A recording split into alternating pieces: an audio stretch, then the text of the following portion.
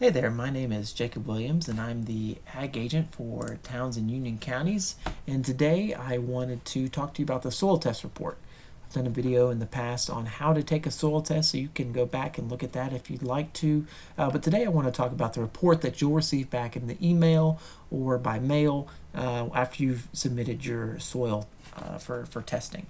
So up here at the top, we'll see there's some client information. So it'll be your name, your number, address, email, all that in there. Some lab information in there as well. Tells us what type of test we're doing. With the S1 is the basic soil test.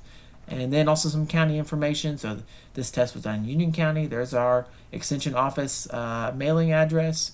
It's in the Union County Civic Center. There's the phone number for the Union County office and the email for the office email for the Union County office.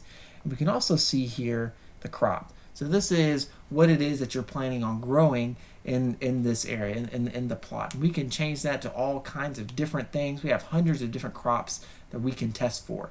And what's cool about the crop is that the results that you get, the recommendations that you get, will be specific to the soil that you have and the crop that you're growing. So what the crop needs in the soil that you're growing it in. So we can give you specific recommendations for your soil.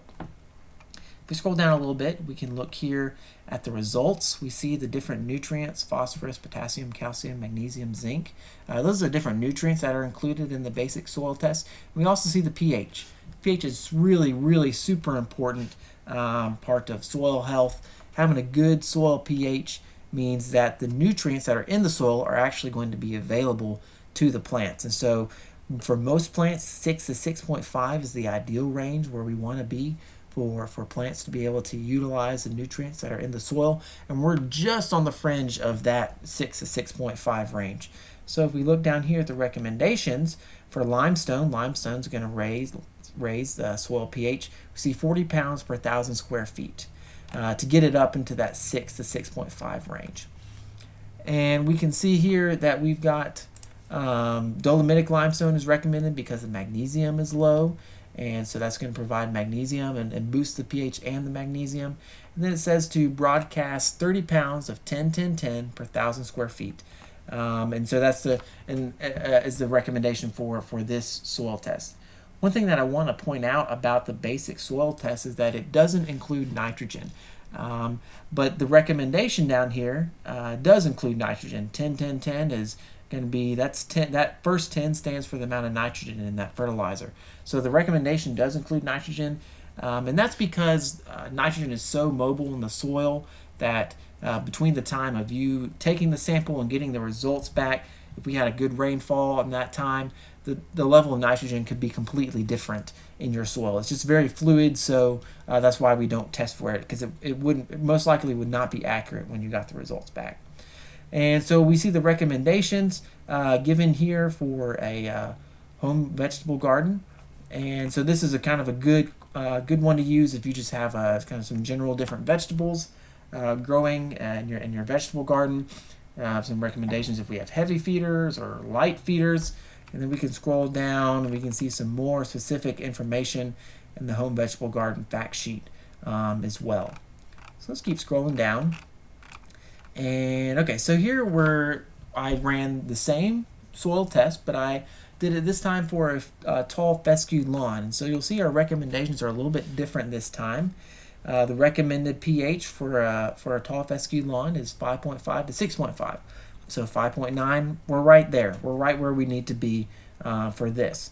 And then also we see some recommendations for establishment. So if you're starting a new lawn, or for maintenance, if you are just trying to maintain the lawn that you have. There's some timing recommendations in there as well. So when to make those fertilizer applications. So a lot of really useful information here in the recommendations. And we can see here different crops have different nutrient requirements. For tall fescue lawn, the magnesium is sufficient in this area, and really we're just concerned with the phosphorus and potassium for a tall fescue lawn in this case. Scroll down. Now we're looking at some fescue hay. And so we have this. It's presented a little bit differently, but it's the same nutrients and the pH. It's all kind of the same information, just in a different style of graph. So here again, we can see the phosphorus and potassium, those are low. The rest of the nutrients are either medium or sufficient. The pH is slightly low for fescue hay. We really want to get it up to that 6 to 6.5. So we see the recommendations to do that. Half a ton of limestone per acre to get it up to 6, or a ton per acre to get it up to 6.5. We see the recommendations for fertilizer there as well, to try to get the nutrients that we need for fescue hay. And there's also some, if we scroll down, there's some more recommendations about timing of fertilizer applications and that type of thing. Some grass technique recommendations as well, because that can be due to nutrient deficiencies in the soil. So a lot of great information in there as well. This time it is presented in a per acre basis instead of per 1,000 square feet. That's because when we're talking about fescue hay, this is being produced on a much larger area than home vegetable garden is, so we're going up to a per acre basis. We scroll down a little bit more. So this time the crop is a blueberry home garden. Blueberries likes low soil pH. They like it 4.2 to 5.2. So that 5.9 is now what was fine for some of those other ones. Now is a little bit high. There's phosphorus and potassium is still a little bit low, and we can see the sulfur.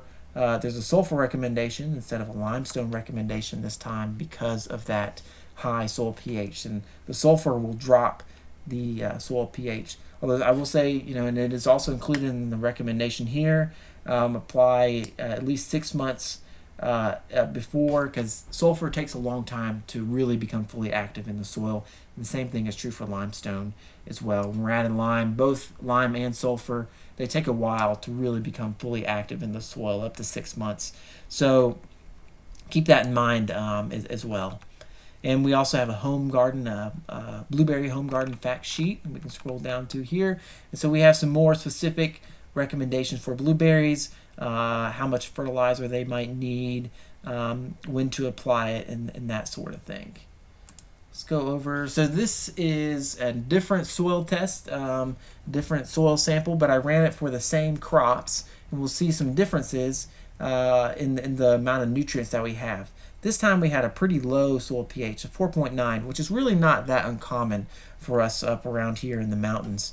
But we can see the phosphorus, potassium, calcium, and magnesium are all low, below what you would need for a home vegetable garden in this case. So this soil is going to take a little bit more work to get it, to make it productive, more work than the previous soil test. So we need more limestone in this case, 135 pounds per 1,000 square feet, to get to that 6 to 6.5 recommendation. We see some similar recommendations as well, 30 pounds of 10, 10, 10 per 1,000 square feet. A lot of that same information that was in the previous one, just for a different soil test.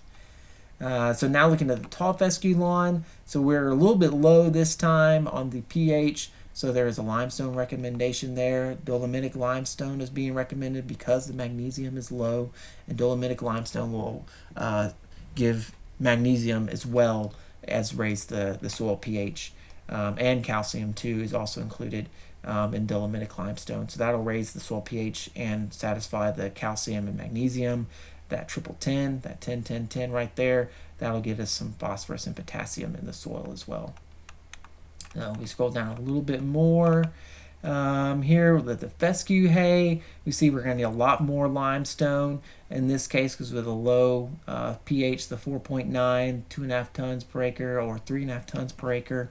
And then we see the phosphorus and potassium recommendations there. And you can see some similar recommendations for timings of fertilizer applications. We scroll down a little bit more. Here we are at the blueberries. Here we have the phosphorus. Potassium again is low. But for the blueberries, that 4.9 is really ideal for growing blueberries, because blueberries want that 4.2 to the 5.2. So we're right in there this time for the blueberries where they would like to be. And so that's some of the information that you'll get if you do a soil test, and you when you get your soil test report. That's kind of a walkthrough of what all that information means. And if you have questions about your soil test report, feel free to send me an email. I'm happy to help, happy to try to help you figure out what exactly they mean if you're a little bit confused by those. But a soil test is always a great place to start if you are starting a garden or you are involved in production agriculture. Soil test is a great place to start. I generally recommend that you do a soil test on your land once every 3 years because these nutrients and the pH in the soil will change over time. So once every 3 years should be good enough to kind of make sure that you're staying consistent in your soil quality that you've got. So thanks for listening today. If you have any questions, feel free to reach out. I'd be happy to help. Bye.